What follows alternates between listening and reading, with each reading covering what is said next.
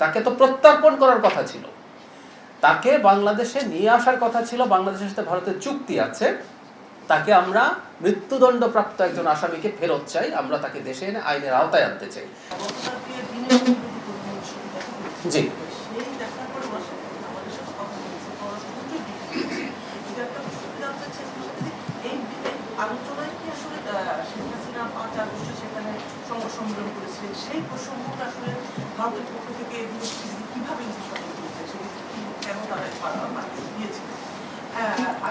যথেষ্ট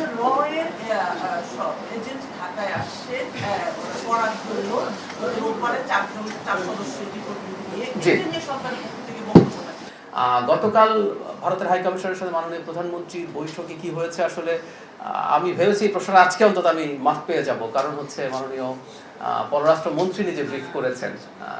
ওখানে আসলে কি হয়েছে এটা তো আমি যেহেতু ছিলাম না, আমি জানি না, কিন্তু একটা ব্যাপার আমরা মাননীয় পররাষ্ট্রমন্ত্রীর ব্রিফিং থেকে সম্ভবত বুঝতে পারি যে বাংলাদেশ খুবই স্ট্রংলি এই ব্যাপারটাকে উপস্থাপন করেছে। এটা শুধুমাত্র এখানে না, বাংলাদেশ যে স্টেটমেন্ট দিয়েছে ওই ঘটনার পর, তাতে এই ব্যাপারটা খুব স্পষ্টভাবে বাংলাদেশ জানিয়েছে যে এই ব্যাপারে আমরা টাফ আছি। যদিও পরবর্তীতে ভারতে যিনি ব্রিফ করেন তিনি এটাকে তাদের সাথে সম্পর্ক নেই বা এই ধরনের একটা কথা বলার চেষ্টা করেছেন, কিন্তু এই ঘটনা ঘটতে পারার পেছনে তাদের কোনো না কোনো ফর্ম এন্ডোর্সমেন্ট আছে। এবং আমি মাননীয় স্বরাষ্ট্রমন্ত্রীও কথা বলেছেন এবং আমিও ব্যক্তিগতভাবে এটাকে রিটারাইট করতে চাই, আমাদের ভবিষ্যৎ সম্পর্কে যে রিয়াল অ্যালাইনমেন্টের আলাপ আমরা করছি সেটার অনুকূল পরিবেশ ভারতের দিক থেকে আসলে তৈরি করতে হবে। কারণ বাংলাদেশে দীর্ঘকাল যে সমস্যাটা হয়েছে সেটা জনগণের পারসেপশন আছে এবং আমাদের কাছেও কম বেশি তথ্য আছে। আমরা দেখতে পেয়েছি নানা সময়ে ওই সরকারটা এইভাবে অপ্রেসিভ হয়ে উঠতে পেরেছিল, তার ক্ষমতা টিকিয়ে রাখতে পেরেছিল, তার সাথে ভারতের এক ধরনের যোগাযোগের ব্যাপারে জনগণের মধ্যে শক্ত বক্তব্য আছে, সন্দেহ আছে।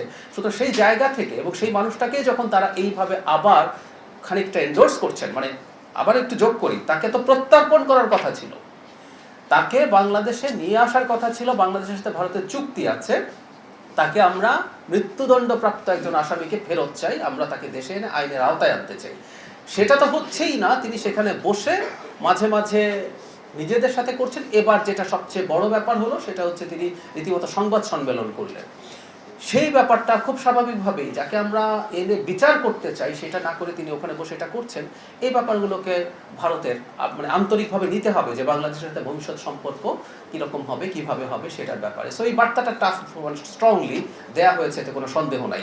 এটা তো আমরা যেটা দেখতে পাইনি, আমরা যে ভিজিবল স্টেটমেন্টটা দেখেছি সেটাও অত্যন্ত মানে শক্ত ছিল। আমরা আমাদের এই ব্যাপারটা আমরা কতটা সিরিয়াসলি নেই, আমরা কতটা এই ব্যাপারটাকে এন্ডোর্স করি না সেটা ওখানে ছিল।